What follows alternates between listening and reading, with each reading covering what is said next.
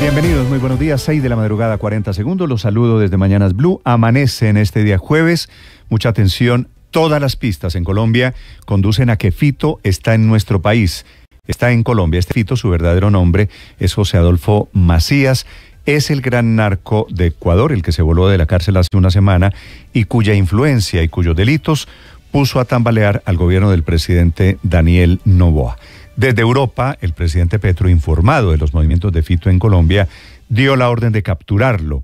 La gran pista es que la mujer de Fito se llama Inda Mariela Peñarrieta, ya cruzó la frontera entre Ecuador y Colombia, está en nuestro territorio, pero lo que es más grave, que este Fito estaría protegido en el suroccidente del país por la segunda Marquetalia, que estos son los viejos disidentes de las FARC.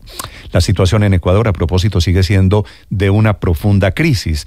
En las últimas horas fue asesinado el fiscal César Suárez, que había asumido las investigaciones por los hechos, por la revuelta contra el gobierno legítimo hace apenas algunos días. Estaba investigando, por ejemplo, el asalto de esos insurgentes al canal de televisión TC. Lo mataron a tiros cuando iba manejando su camioneta en Guayaquil sin ninguna clase de escolta o de seguridad. A propósito de mafias y de delincuentes, el presidente Petro le da un ultimátum desde Europa al ELN y dice que tiene que ponerse serio, renunciar a la violencia si quiere el alargamiento del cese al fuego que termina a finales de este mes de enero. Depende de que esa guerrilla deje y renuncie a sus métodos de violencia. Por primera vez, el comisionado de paz Oti Patiño reconoce que el gobierno está pensando en la financiación del ejército del ELN, siempre y cuando, dice Oti Patiño, entreguen las armas.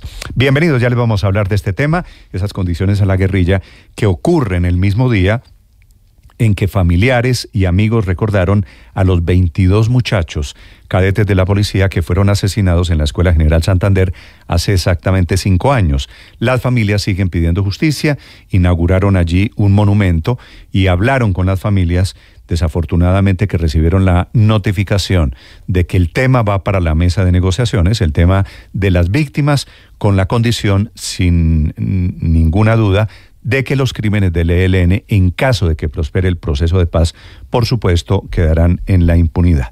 El presidente Petro aterrizó esta madrugada en Roma para su reunión de mañana viernes con el Papa Francisco, una reunión en la que van a hablar de estos temas de paz en Colombia. Ya les voy a contar a propósito de ello, de la profunda polémica que hay en Colombia, el presidente Petro opinando desde Davos, desde Suiza, ahora desde Roma, por lo que pasó con la espada de Bolívar. Un acto de conmemoración que parecía un homenaje a los victimarios. Aniversario, ya no dicen que fue el robo de la espada de Bolívar, sino que fue la recuperación de la espada de Bolívar. El gobierno intentando, lo que ha llamado el Ministerio de Cultura, redefinir la historia o reescribirla, parece. La espada fue llevada nuevamente a la Quinta de Bolívar, donde permanecerá expuesta hasta finales de mes.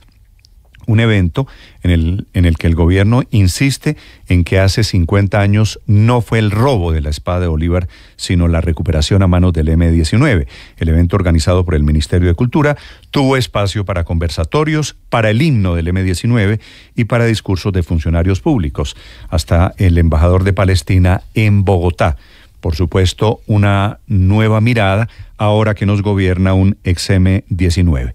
Al mismo tiempo, con ese acto que parecía laudatorio de homenaje al M-19, el gobierno anunció el retiro de las condecoraciones al general Arias Cabrales, no por coincidencia, el mismo día y a las mismas horas.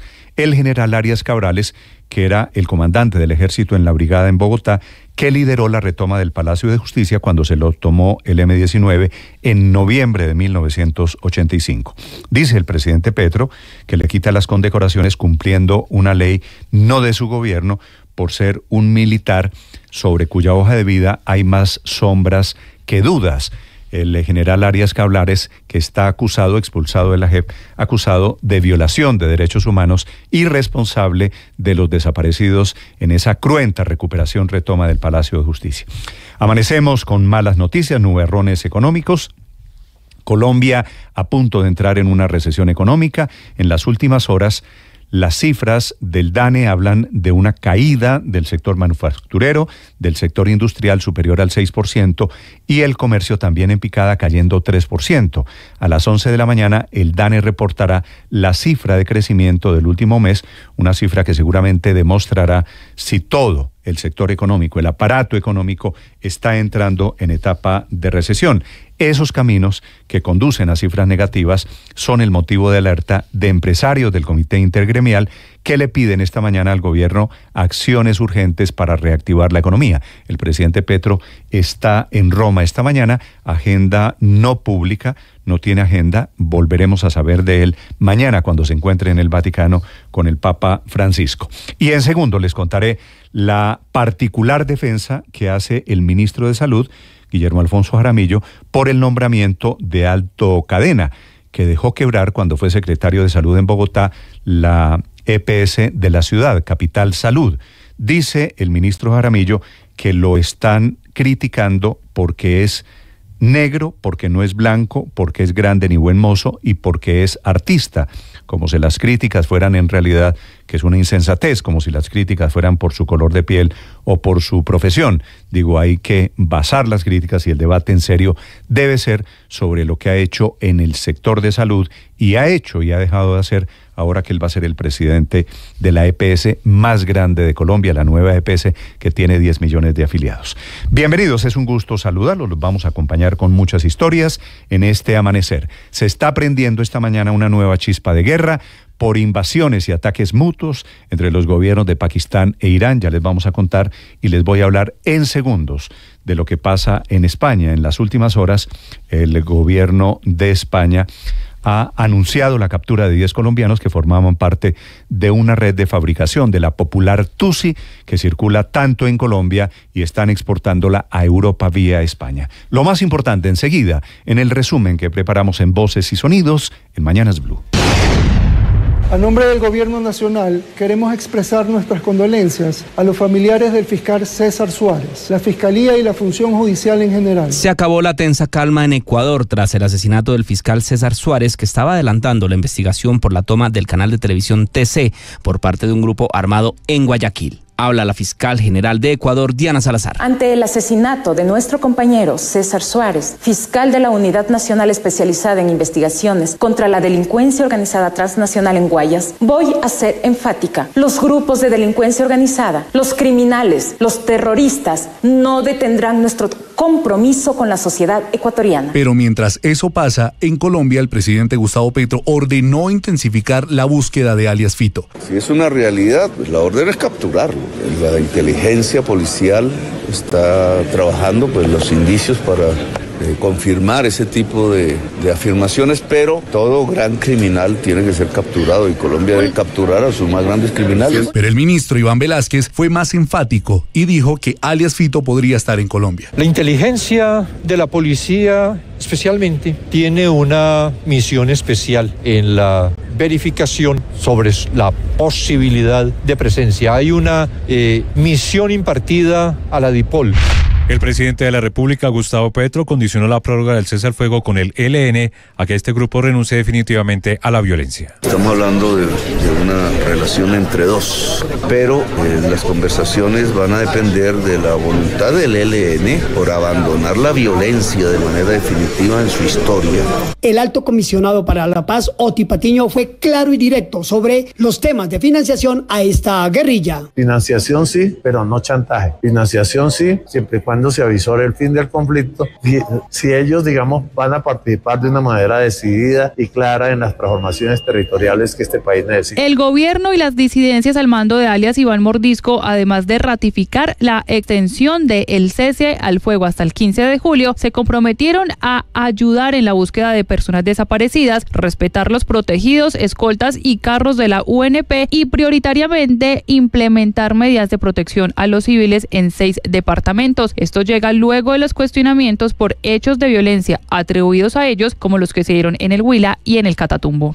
¿Está bien? Cuidado, no se Se conmemoraron los 5 años del ataque terrorista del ELN a la Escuela General Santander de la Policía, donde detonó un carro bomba que asesinó a 22 cadetes. Duele recordar, y para estas 11 familias es como si fuera ayer. Nos contaron que el dolor que dejó ese fatídico 17 de enero de 2019, cuando estalló el carro bomba que instaló el ELN en la Escuela General Santander, está intacto. Claudia Peláez es madre de uno de los cadetes asesinados. La verdad es muy difícil para nosotros como padres y madres estar aquí de nuevo reviviendo ese dolor que yo pienso que para todos los que estamos acá es como si fuera el primer día.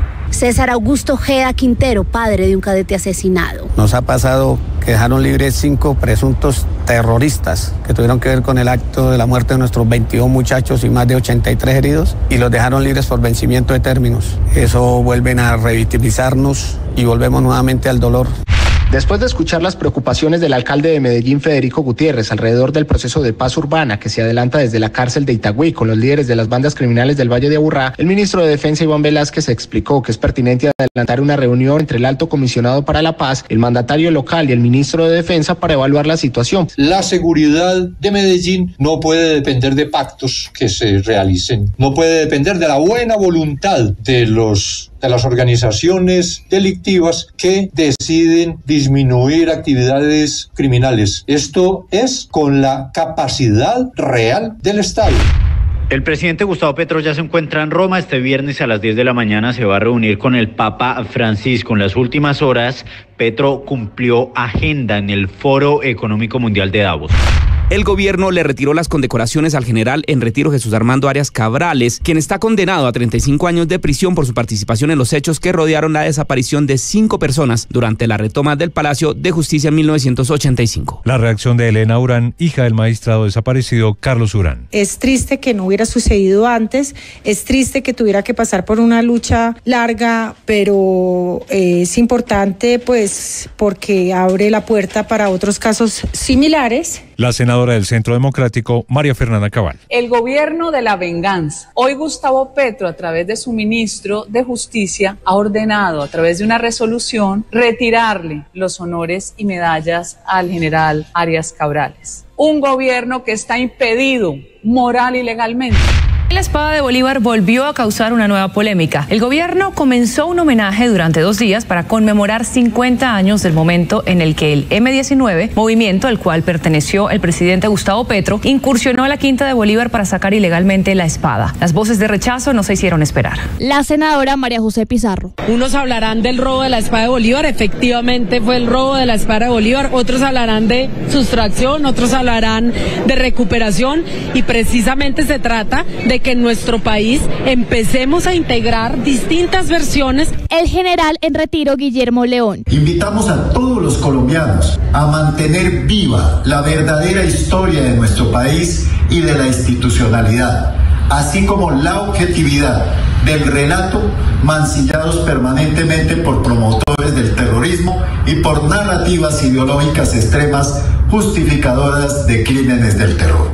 En noviembre del año pasado volvieron a decrecer la industria manufacturera y el comercio. El DANE reportó oficialmente, en primer lugar, que la caída en la producción de la industria manufacturera fue del 6,4%, con mayores disminuciones en los subsectores de vehículos, productos de caucho, azúcar y panela. Bruce McMaster, presidente de la ANDI y del Consejo Gremial. Es un llamado muy fuerte a que efectivamente tenemos que tener políticas de reactivación sobre la mesa muy pronto. De lo contrario, digamos, podemos tener una situación que Colombia no quiere vivir. María Claudia Lacutir, presidenta de AmCham. Urgen medidas de corto plazo. Necesitamos trabajar mancomunadamente el sector público y privado en la generación de empleo, en la generación de inversión. Impreciso y sesgado. Con estas palabras describió el Consejo Gremial Nacional el estudio del Ministerio de Hacienda que culpa a los empresarios del incremento de la inflación entre 2021 y 2022. Dicen los empresarios que al gobierno se le olvidó otra cosa, y es que durante meses los costos pagados por los productores fueron más elevados que los precios pagados por los consumidores. Y mensajes como los que envió el gobierno esta semana lo único que hacen es desmotivar y desincentivar la inversión. Con gráficas y cifras en mano, el ministro de Salud reportó que solamente 4 EPS del país cumplieron con el 90% de coincidencia entre la información del representante legal y el auditor fiscal para incluirse en el estudio de la UPC de 2024. Habla el ministro de Salud, Guillermo Alfonso Jaramillo. Tenemos que decirnos las verdades. Llegamos al gobierno, pero no podemos gobernar con nuestros amigos y compañeros y personas que quieren el cambio, sino que tenemos que gobernar es con los que perdieron. Es oficial, el 1 de febrero Bogotá tendrá su primera jornada Día sin carro y sin moto de acuerdo con el decreto 036 de la Alcaldía Mayor de Bogotá. La restricción estará vigente entre las 5 de la mañana y las 9 de la noche. A pasos agigantados sigue escalando la guerra en Medio Oriente. De madrugada Pakistán bombardeó territorio iraní en represalia al ataque de Irán 2 días antes. Se teme que esta escalada no solo afecte el comercio internacional ya encarecido por las navieras que tratan de evitar el ataque de los hutíes, sino que también pone en riesgo el abastecimiento mundial de petróleo. Por el estrecho de Hormuz, donde están Irán y Pakistán, sale el 20% de la producción mundial de crudo. El venezolano Oliver Higuera fue detenido por Migración Colombia cuando pretendía entrar al país por la frontera con Cúcuta. Este hombre tenía circular roja de la Interpol por terrorismo y es solicitado por las autoridades de España por presuntamente participar en el atentado al político Alejo Vidal en el año 2023. A las 8 de la noche inicia de forma oficial la temporada 2024 del fútbol en Colombia. Millonarios y Junior disputarán en Barranquilla el partido de ida de la Superliga, torneo que disputan los dos campeones de liga del año pasado. El partido de vuelta se jugará el 24 de enero en el Campín de Bogotá. Estás escuchando